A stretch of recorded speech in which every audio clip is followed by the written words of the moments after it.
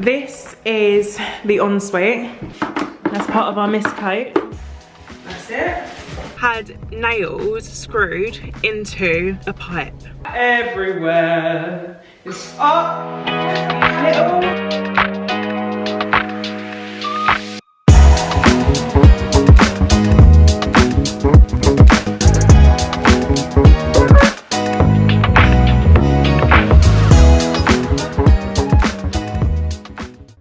So I appreciate it's been quite a long time, and now the house is largely plastered. There's only maybe about 3 walls left to plaster. So this is what the living room currently looks like. I've got stuff everywhere. I've got my little helper with me today as well. Hello. So this was previously, if I move backwards, the archway going into the dining room. We've blocked it up now, and then we're gonna paint over it. I won't go into every room in the house, but this is largely, why are you smiling over there? This is largely, you're so silly. This is largely what the house looks like throughout. So all the walls are almost plastered. Today I have my little helper with me. Hello. Who's going to help me plaster the entire house, Imagine, help me paint. It's a miscoat, isn't it? Miscoat as much as we can today. A few walls, yeah? Should we try that? Yeah. Okay. And we're gonna start in here. So we're actually gonna start where the radiators are gonna be, which is this wall, and then maybe that one over there. Wish us luck. And it's the same upstairs as well. Should we go upstairs and show them the secret room? He calls it the secret room. Let's go upstairs. Come on in.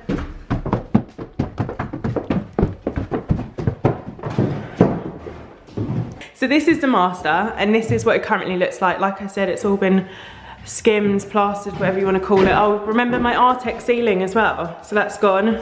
They chipped away at that and then skimmed over it.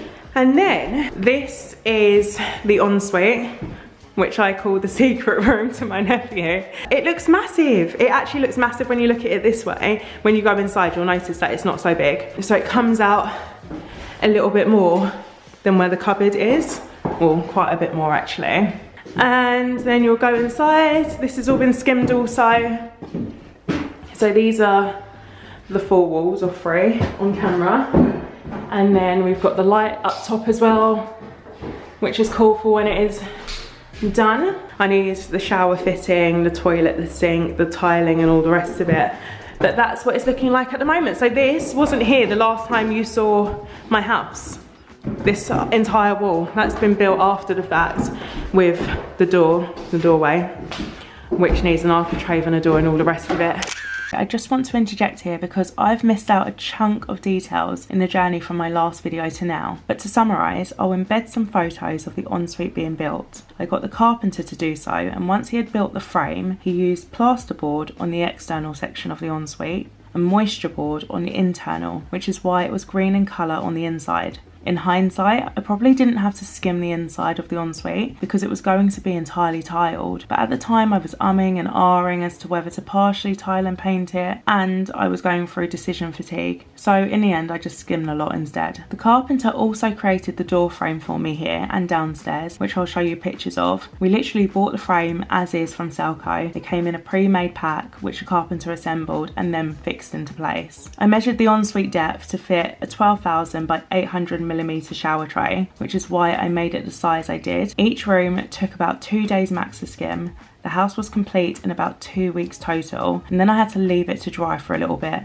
before starting the miscoat. And for anyone who doesn't know what a miscoat is, don't worry, I didn't either, but it's the first coat of paint you put on fresh plaster to ensure it doesn't crack or flake off. This was literally my first time not only learning about it but also doing it myself, so I was a little bit anxious. All in all, this is just a brief summary, but if I've left anything out or you want to know any specifics, please just drop me a comment below. But for now, let's get back into the video. Ciao. And that's what it's looking like. Oh, and I've knocked out that as well, the cupboard. I didn't do it, Builder did it. But knocked out the cupboard area, or the area where I want my cupboard to be. So yeah, I reckon he's gonna MDF it. I'll let you know what that looks like. But anyway, today, what we're gonna do is just try to miscoat where we need to miscoat first, which is actually the places where we're going to have the radiators and stuff like that. So I'm going to start on them walls, and yeah, I'll keep you posted. Like, this is the hallway. I'm sure I'll show you properly at some other time, but I just appreciate that it's been a really long time and I haven't been on camera or shown you anything in such a long time. So yeah, bathroom. I mean, there's just so much you haven't seen. But yeah, this is what the bathroom looks like at the moment. You can't see much of it on camera, but yeah. So, come along. Are you helping me mix it? Yes.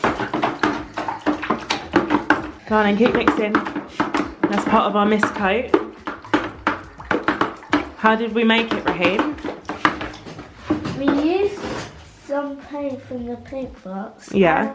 And used water from the tap. That's right. So we mixed paint and water. And now you're helping me mix it up. Thank you. Right, I'm going to do mine first and you can copy me. I hope it's watery enough. I'm going to dip it in here and then roll it off, okay? Roll it off like that. So dip and roll. Make sure everything's spread evenly, right? Go ahead.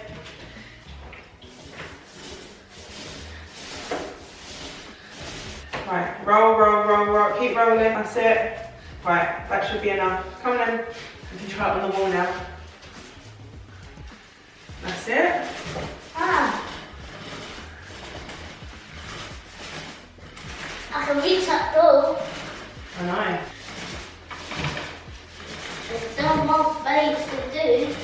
Yeah, you can move over here. Oh, I don't know. Let me do it. I don't want it to be too painty. There you go. It's not supposed to have too much paint on it, okay? It's supposed to have like, just a little bit like that. Yeah? Okay. Good work. Ah! What? Spider. Is there a spider there? Put it outside. Yeah, do you want to pick it up and do it for me? Yeah. No? I kid you not, I don't know where it's gone. Excuse me. I think it jumped. This is freaking me out a little bit. Hey, what's it? This is freaking me out a little bit. I don't know. Because I'm scared that we're doing it wrong. Does it look thick? Well, it doesn't look thick, but when it goes on the wall, it looks thick. Does that make sense? Like on the wall, it looks like it's not, it is a mist coat, but it looks like a thicker one. Like it needs more water. So I've added water, but it's still not quite what I want it to be. What did you do half and half? No, I did like 25, 75. 3/4 of the paint and 1/4 water, apparently. That way around. I thought it was the other way around. Yeah, so did I, but then I googled it and it says the other way. I'm scared now. Yeah. Because I'm a little bit worried. Because once it's done, it's done. Even so, it just looks too thick for my liking. You know when you I googled some pictures of what it should look like? Yeah. And it just looks too thick on the wall. Because that's the natural colour of the wall. It just looks too much like an undercoat.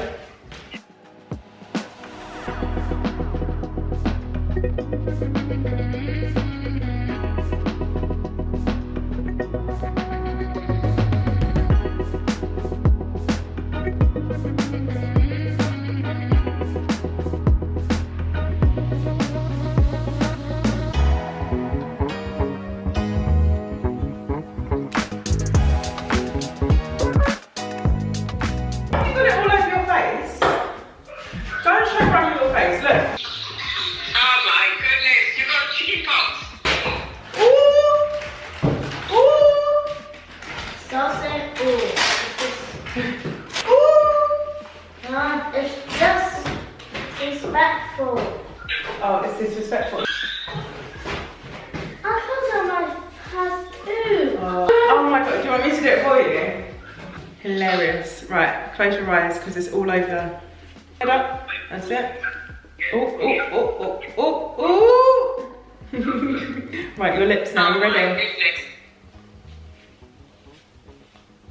You got it all over? All over. Nose, head, forehead. Right, back to eyes. Ears. It's everywhere. Everywhere. Stop, you little tickle.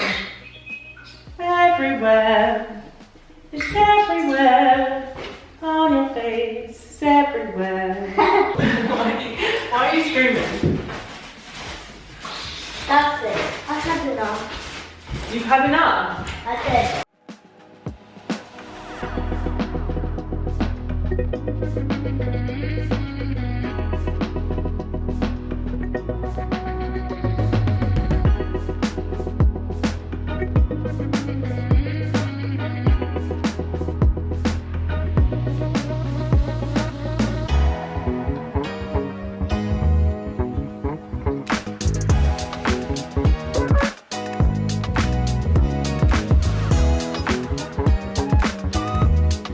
Okay, 3, 2, 1. Do, do, do, do.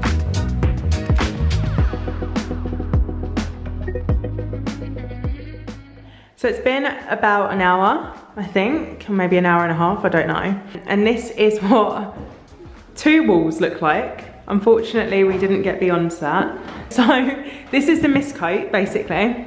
I was a little bit worried because this is the one we started on and I felt like the paint was too thick, so the mixture of paint and water, I think I got the ratio wrong. So I went back in and diluted the paint a little bit more and now I feel like it's too thin.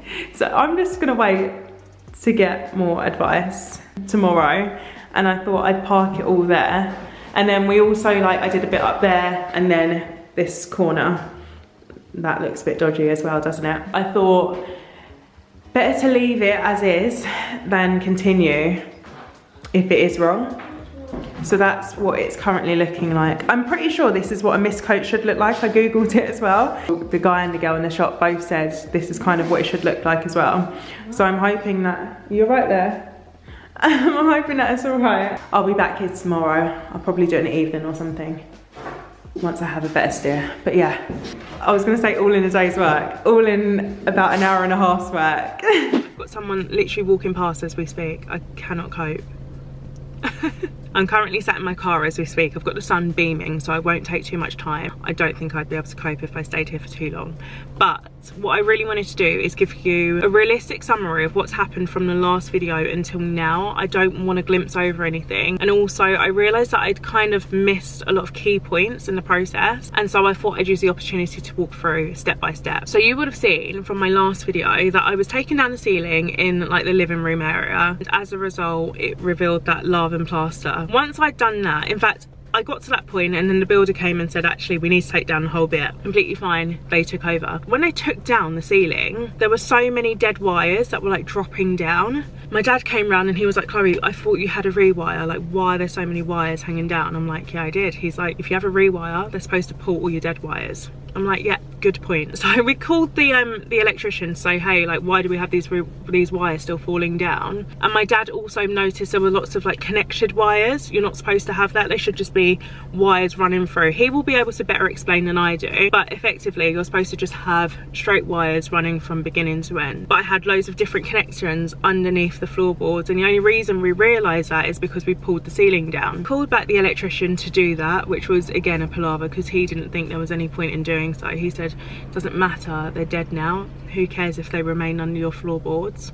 So ridiculous. I wish I could say to you, oh my god, the last electrician was brilliant, I found, you know, the right guy. I couldn't recommend him, I really couldn't. And I was hoping that at this stage I would start compiling a list of tradesmen that I could recommend or use again in future. I can't. In fact, I can do the opposite, where I can put together a list of all the trades I would say I absolutely do not recommend, please do not use, almost like a blacklist. Maybe I will do that because it will save you guys the trouble. I can't believe there's just so many out there. Anyway, he was like, no, I don't want to, and he took the ones that were visible out. So all the ones that we'd seen from either lifting floorboards or taking down the ceiling, he did come back and cut them, reluctantly, mind you. But the reason I bring that up specifically is because my dad, because of that situation, decided to go around and, you know, check some of the other floorboards in the other rooms, because the problem was they were running concurrently with the new wires, which becomes problematic when they're all wired the same way, because if someone comes to check, they have to test the dead wires to get to the live wires. It's all a bit messy and it didn't need to be. So dad's pulling up the floorboard to see what the situation is, right? As he's pulled up one of the floorboards, he's realised that someone well, we know who it is now, but someone had nails screwed into a pipe. Where my ensuite is being built, you've got pipes running, my hot and cold for instance, to the back of the house. As Dad's lifted up the floorboards, the pipes have come up with it. So they've literally nailed into the pipe. Arrgh! Honestly, you just want to throttle someone. We realised it was a carpenter who came to build the frame for the ensuite. For some reason, he hadn't checked this, even though he knew it was going to be ensuite, even though I told him there was pipes running back and forth. He's nailed directly into it, and I thought, do you know what? Thank God, in a weird, peculiar way, thank God the electrician hadn't cut all the dead wires, because if he had, we probably wouldn't have gone looking. Maybe would have discovered it eventually, but probably when it's too late, probably when everything had been laid and flooring had been done, you know, it might have been too late, because he did a piss poor job.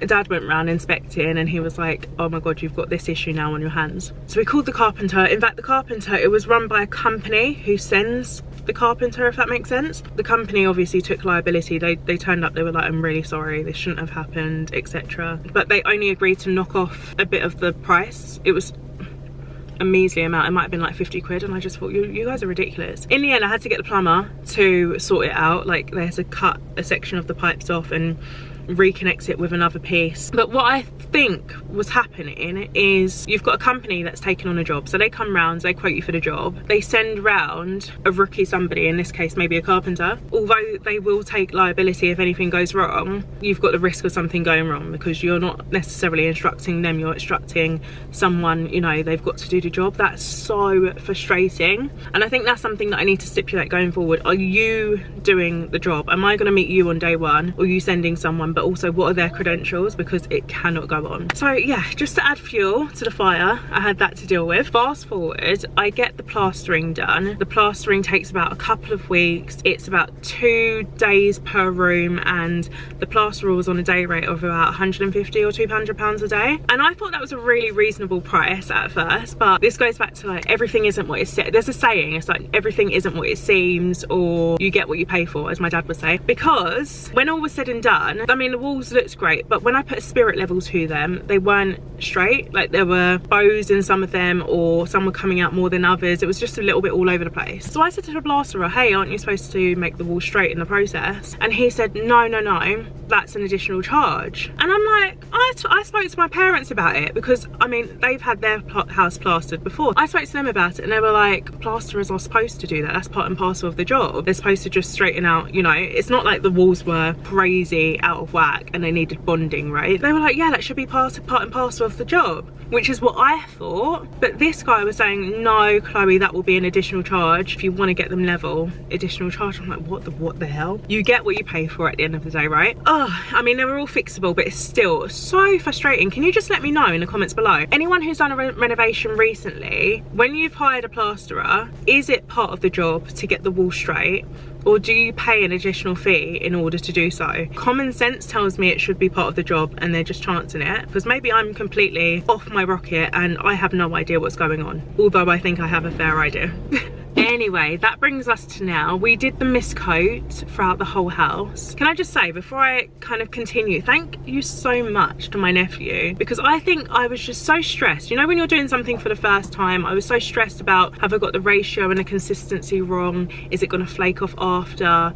Especially because I've only ever painted my bedroom at home. I've never actually painted directly onto plaster. So I had no idea what a mist coat even was to begin with. I was like, what is this stage? Like, surely we just go undercoat, top coat. So that was a learning curve in itself. So as we're going through the process, I'm getting like more and more stressed, and bless him, only 8 years old, and handled me with so much grace, considering. And fun fact, he actually helped me paint my bedroom back home. It was this like horrible terracotta colour, and he helped me paint it white. So it's really like a lovely full circle moment that he's now involved in this process, and who knows, maybe more in the future. So yes, thank you to my very, very lovely and helpful nephew, especially for helping me while I was just not the easiest to work with, let's just say that. Fast forward, we mist coated everywhere. We started off with the radiator walls because I didn't want to delay installation, and then beyond that we started the undercoat and the top coats across the board. And don't get me wrong, I've painted before, I'm sure there's an art to it. I'm quite a perfectionist anyway, so I make sure I prep properly. I've done a few walls in my time,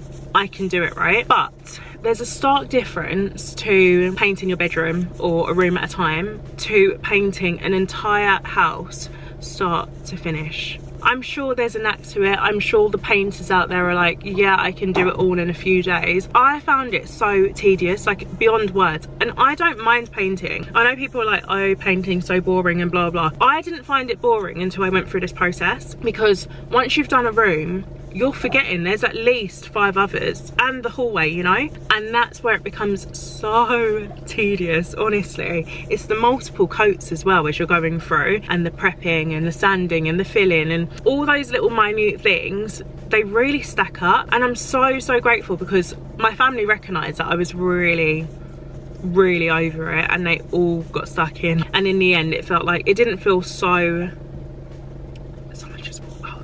in the end, it didn't feel so tedious, I suppose. It didn't feel like it was all on me, but that's definitely something I noticed as I was going through the process. I've seen some posts online where people, I suppose, undermine painters and they're part of the job. And I suppose because everyone feels like they can try their hand at it in a way that you can't necessarily with the electrics, because it's so risky, so dangerous. But I also applaud them because it's a bit long.